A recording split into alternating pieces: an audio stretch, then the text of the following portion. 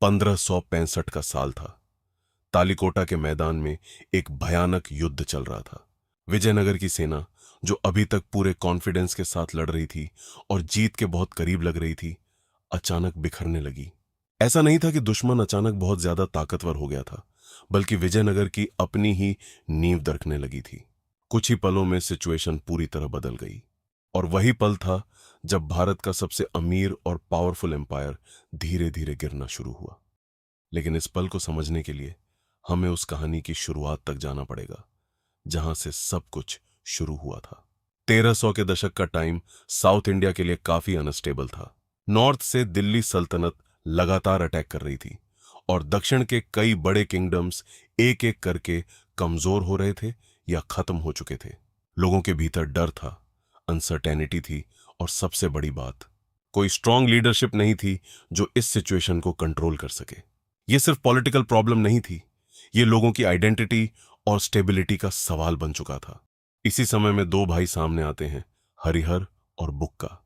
उन्होंने यह तय किया कि अब सिर्फ बचकर रहना काफी नहीं है, बल्कि एक ऐसा राज्य बनाना होगा जो मजबूत हो, अच्छी तरह संगठित हो और लंबे समय तक टिक सके। 1336 में उन्होंने तुंगभद्रा नदी के पास एक जगह चुनी जो पहली नजर में साधारण लगती थी। चारों तरफ विशाल चट्टानें और ऊबड़ खाबड़ जमीन।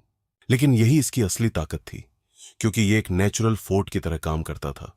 जहां तक पहुंचना और उसे जीतना किसी भी दुश्मन के लिए आसान नहीं था। यहीं से विजयनगर की शुरुआत होती है। धीरे धीरे उन्होंने एक मजबूत व्यवस्था तैयार की। सिंचाई को बेहतर बनाया गया, खेती को स्थिर किया गया और व्यापार को बढ़ावा दिया गया। यह विकास अचानक नहीं हुआ था, बल्कि पूरी तरह योजनाबद्ध था। कुछ ही दशकों में यह शहर इतनी तेजी से बढ़ने लगा कि विदेशी यात्री भी हैरान रह गए।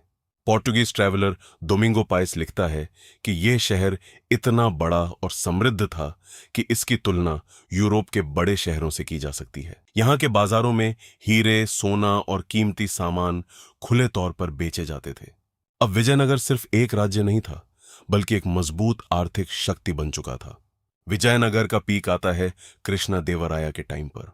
1509 से 1529 तक का पीरियड इस एम्पायर का गोल्डन फेज माना जाता है।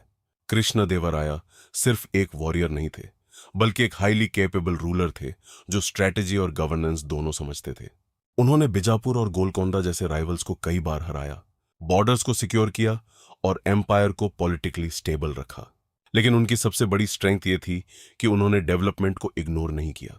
उनके टाइम पर आर्ट, आर्किटेक्चर और लिटरेचर अपने पीक पर थे। तेलुगु लिटरेचर का गोल्डन एज इसी पीरियड में आता है।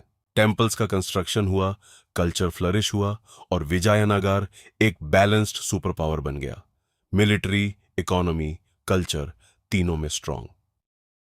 लेकिन हर एम्पायर की तरह यहां भी प्रॉब्लम बाहर से नहीं, अंदर से शुरू हुई। 1529 में कृष्णदेवराय की डेथ के बाद स्ट्रांग लीडरशिप खत्म हो गई।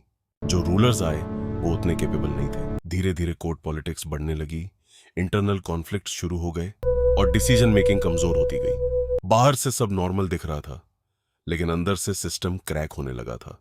इसी दौरान दक्कन की सल्तनतें अहमदनगर, बीजापुर, गोलकुंडा, बिदर और बैरार, जो अब तक आपस में ही संघर्ष करती रहती थीं, अपनी नीति बदलने लगती हैं। उन्हें धीरे धीरे यह समझ आ जाता है कि विजयनगर को अलग अलग रहकर हराना लगभग असंभव है। इसीलिए वे अपने मतभेदों को किनारे रखकर एक साथ आने का फैसला करती हैं। यह सिर्फ एक साधारण गठबंधन नहीं था, बल्कि एक सोची समझी रणनीति थी, जिसने आगे चलकर पूरे इतिहास की दिशा बदल दी। 1565 में बैटल ऑफ तालिकोटा शुरू होता है। एक तरफ विजयनगर की विशाल सेना थी, जो संख्या और अनुभव दोनों में मजबूत थी। दूसरी तरफ दक्कन की सल्तनतों की संयुक्त सेना। शुरुआत में बढ़त साफ तौर पर विजयनगर के पक्ष में थी। उनकी युद्ध रणनीति सही दिशा में काम कर रही थी। सेना अनुशासित और संगठित थी और जीत उनकी पहुंच में लग रही थी। कभी कभी एक फैसला पूरी दिशा बदल देता है। लेकिन युद्ध सिर्फ ताकत के बल पर नहीं जीते जाते। विजयनगर की सेना के दो प्रमुख सेनानायक, गिलानी भाई, जो पहले दक्कन की सल्तनतों की सेवा में रह चुके थे, युद्ध के बीच ही अपना पक्ष बदल लेते हैं। यह केवल विश्वासघात नहीं था, बल्कि पूरी युद्ध व्यवस्था के अचानक टूट जाने जैसा था। अचानक सेना में भ्रम फैल जाता है, आपसी संपर्क टूट जाता है। और जो नियंत्रण अब तक विजयनगर के हाथ में था वह खत्म हो जाता है। कुछ ही समय में उनकी संगठित सेना पूरी तरह बिखर जाती है और अंततः विजयनगर को हार का सामना करना पड़ता है। लेकिन जो आगे होता है वही इस कहानी का सबसे भयानक हिस्सा है। विजय के बाद सल्तनतों की सेना सीधे हम्पी पहुंचती है, जो विजयनगर की राजधानी थी।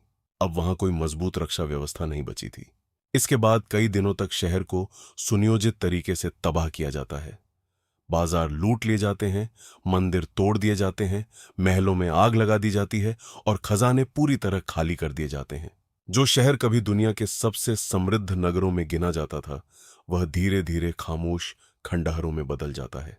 साम्राज्य उसी दिन पूरी तरह समाप्त नहीं हुआ था, लेकिन उसकी असली शक्ति और पहचान वहीं खत्म हो गई थी। आज अगर आप हम्पी के रूइंस में चलते हो तो आपको सिर्फ पत्थर नहीं दिखते, बल्कि एक बीते हुए साम्राज्य की कहानी दिखाई देती है। यह हमें याद दिलाता है कि कोई भी साम्राज्य, चाहे कितना भी शक्तिशाली क्यों ना हो, अगर अंदर से कमजोर हो जाए तो उसका गिरना तय है। विजयनगर की कहानी हमें यही सिखाती है कि डाउनफॉल अक्सर बाहर से नहीं, अंदर से शुरू होता है।